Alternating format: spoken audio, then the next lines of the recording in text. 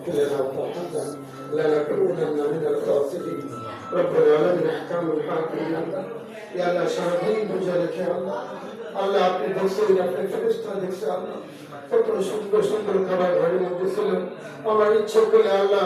গোপনে দুনিয়ার কোনো মানুষ দেখতো না খাবার খেয়ে নিতে পারতাম পানি খেতে পারতাম কিন্তু জানি আপনি আমাদেরকে দেখবেন আপনার